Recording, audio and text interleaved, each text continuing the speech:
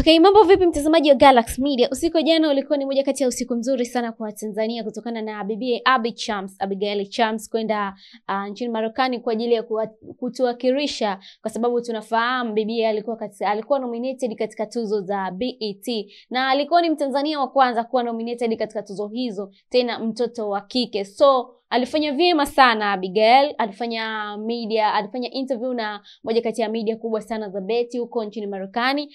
Ni media kubwa sana duniani. So alituwakilisha vyema, by the way. Alipendeza, lakini alivaa nguo nzuri, alivaa nguo yake black na simple makeup yake nzuri. Of course tunafahamu Abigail ni moja kati ya watu ambao ni Mtanzania lakini ana maisha fulani hivi ya kizungu. So alikuwa simple tu, by the way, lakini alituwakilisha vyema. Tulimuona akiwa na mtandio wa bendera, alibeba bendera kama mtandio. So she proud na nchi yake. Nimekuwa ni moja kati ya watu ambao wametuheshimisha kinamna moja hadi nyingine. Though hajafanikiwa kuchukua tuzo hiyo, lakini tunaona tayari ameshatuonyeshea mwanga wa muziki wetu kwenda international zaidi, na at least tumepata matumaini kwamba ipo siku tutachukua tuzo kubwa zaidi ya hiyo, is like Grammy na vitu kama hizo. Abigail alikuwa nominated katika kipengele cha Best New International Act, lakini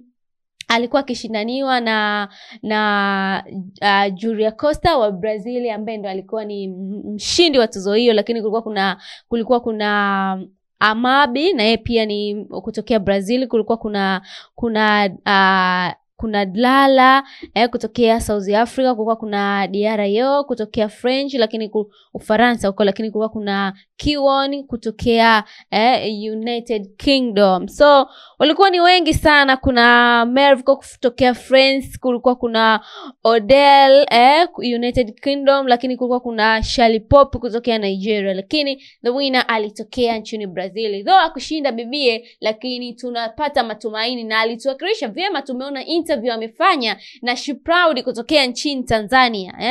Lakini watu wengine ambao walichukua tuzo, kulikuwa kuna Kendrick Lamar amechukua tuzo ambaye ilikuwa ni Arab Album of the Year, ameshinda. Lakini kulikuwa kuna Best Female R&B Pop Artist, lakini pia alikuwa ni SZA ambaye ndo ameshinda. Kendrick Lamar msisahau aliondoka na tuzo 5, lakini kulikuwa kuna tuzo nyingine ya Best Female Hip Hop Artist ambaye alishinda Doech na Kendrick Lamar ni mmoja kati ya wasanii ambao sio wa muda mrefu lakini wanafanya vizuri sana. Tumeona Grammy pia walikitikisa, na kwenye BET pia wanazidi kuonyesha maajabu yao. Kwa Doech alikuwa ni Best Female Hip Hop Artist of the Year. Lakini kulikuwa kuna Best New Artist, alishinda Leon Thomas. Lakini kulikuwa kuna Best Gospel Inspiration Award ambaye alishinda Diarra Bob Jonas, ambaye wimbo ulioshindwa alikuwa ni Rain Down on Me, ambaye Gloria alimshirikisha Creek. So kulikuwa kuna Viewers Choice, alishinda Chris Brown ambao wimbo wa Reduers ndo ulishinda. So kulikuwa kuna Beta ama BET Her ambayo ilishinda Heart of a Woman Summer Walker. So hao ni moja kati ya washindi ambao ni among of winners walioshinda katika tuzo za BET.